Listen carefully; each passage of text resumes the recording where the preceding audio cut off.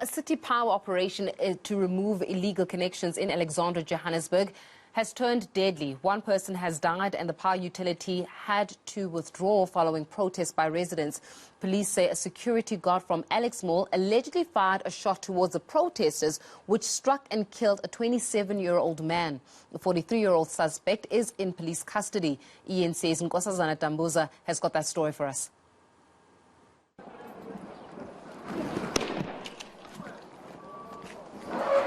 A person has been shot dead as a result of clashes between police officers and residents in Alexandra. Residents are highly upset about City Power's operation to remove illegal connections in the informal settlement of River Park in Alexandra.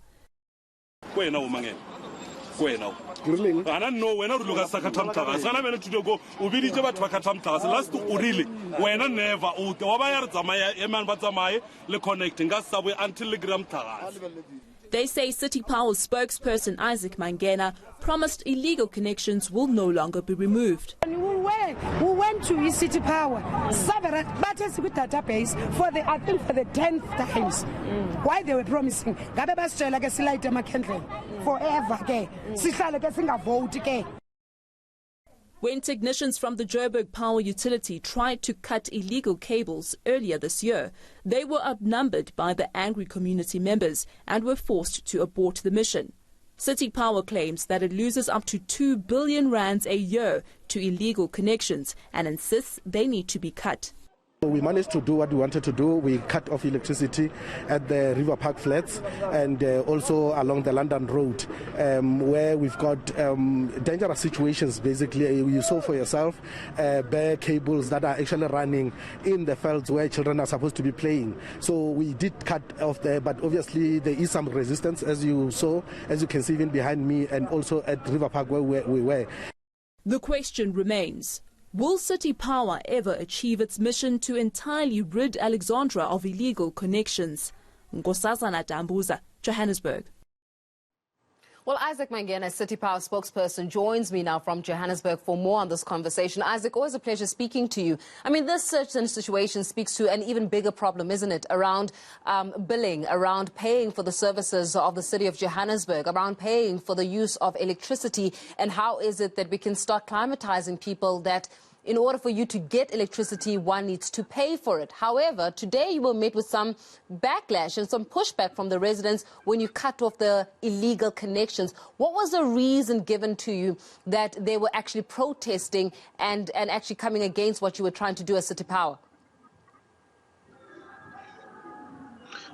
Thanks, Faith, and good afternoon to the viewers. Look, we expected some resistance from the residents of River Park in particular, because of these are the people that occupied forcefully the flats that are in the area on a land that belongs to the Gauteng provincial government. So when we went in, we knew that there were some level of resistance when we tried to do the cut-offs. But remember, we went to River Park because of the complaints that we received from the residents in the formalized housing, who said they have had several outages in recent days, especially during the evening, during rush hour, when they have to cook and prepare meals for the evening, because of this overloading happening due to the illegal connection. So we had to act on that. But also, there have been some electrocutions that have happened around the informal settlements near London Road.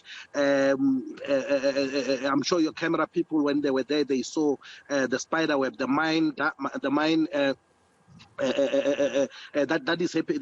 is happening there in terms of the exposed wires that are in those fields, and it's very dangerous. In recent months, we've had some electrocutions there. So ours was to basically deal with a dangerous situation that we are actually even getting sued for as City Power if we don't do these operations. But of course, we knew also about the issue of people that are really not paying for electricity in those flats that they've occupied, that they will basically give us some problems, and that happened.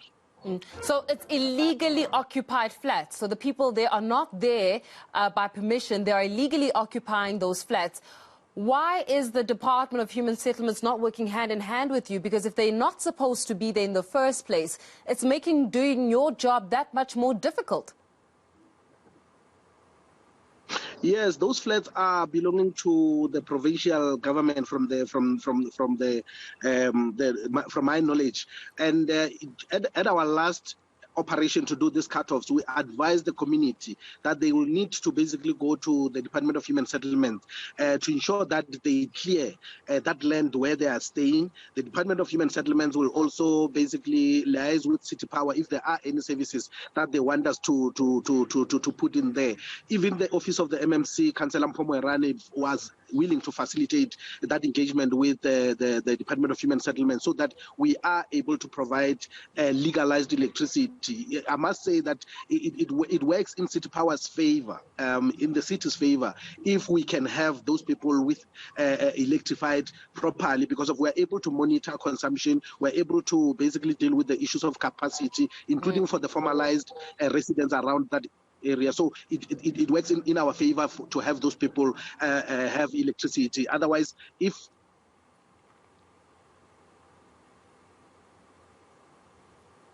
Isaac, are you still with us? Oh, it seems as though we've lost the connectivity there to Isaac Mangena. Well, I hear him speaking again. There we go. He's back. Finish off your thoughts there, Isaac. We lost you for a little bit. Go on. Yeah, I was saying we don't want to get a situation where we electrify the flats on a land that is owned by Faith Mangope, and Faith take us to court tomorrow. So we want the Department of Human Settlements to be the ones who give us a go-ahead to say we have declared this land safe for human settlements. There are no problems with this land and it doesn't belong to anyone. Then you can provide services, including water, refuse removals and other things. Yeah, but is human settlements actually coming to the party? Because the more you disconnect illegal electricity connections, the more pushback you're going to get from the very same people who want to electrify their houses. And then obviously this is at the cost and the expense of those formalized houses in themselves. And as you said, as a city, that you do not want to get sued, right? So to avoid getting sued, how about putting some pressure on human settlements to come to the party and join you in this?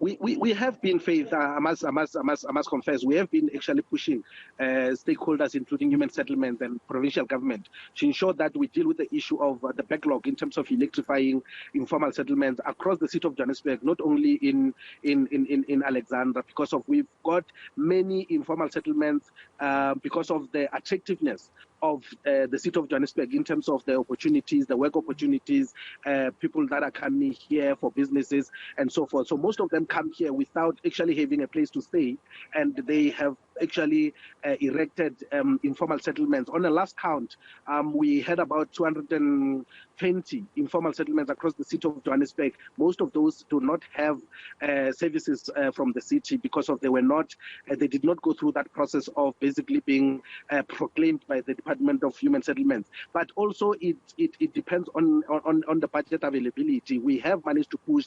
There are some around at least 6 informal settlements that we have the budget to basically electrify this year. So that followed the process that we are talking about of us basically working with the Department of Human Settlements to ensure that we deal with this issue of the backlog in electrifying informal settlements. So we've got about 6 informal settlements that we're going to electrify this year. About 3 of them are in Rudeport, and there's one in Alexandra, and there's another one also in region around Lenasia. So we are basically making a move on that one. We're moving the network. Did you promise residents that they will no longer experience power cuts? No, I did not. No, I did not. Look, what I said at that time when we were here, and the office of the MMC was also around, was to say we will suspend the cutoffs that time so that we give the process of the engagement with the province a chance, because of the province was supposed to basically come on board and ensure that they finalize whatever that they were trying to do with those flats there. So we suspended those cutoffs at that moment, along with the office of the MMC, so that we can allow that process to continue. But also we getting the pressure from residents from the formalized houses who are basically saying that they are having inconveniences due to these illegal connections that are around. So while we are having that parallel process with the provincial government, we will also have to basically ensure that we take care of those customers that are actually paying for it. Isaac, it looks as though we're losing you there with your connectivity.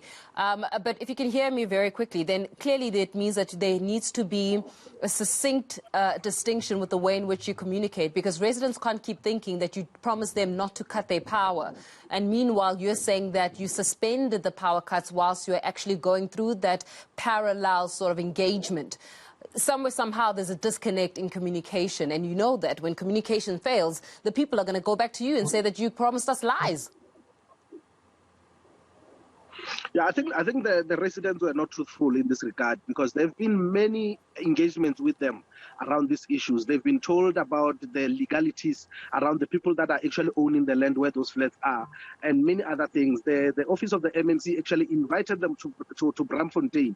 They did not even mention that they were actually invited, so that we can start the process of engaging. If the provincial government says they cannot have those flats, then maybe an alternative housing arrangement could be made for them. But the only thing that they remembered was that Isaac Mangena promised that we are not going to cut them for electricity. I'm not that powerful to can actually make those kind of decisions on my own. But I did engage them and my colleagues from the depot in Alexandra. They were busy engaging this community to tell them about these problems. But they also were engagements with the formalized houses around that area of River Park, where there are challenges in terms of our provision of electricity to those formalized housing due to these illegal connections. So we did engage them around those issues, but we'll continue doing so that we get to a solution that will ensure that they get formalized electricity, they get approval from housing, and then we can be able to give them services, not only electricity,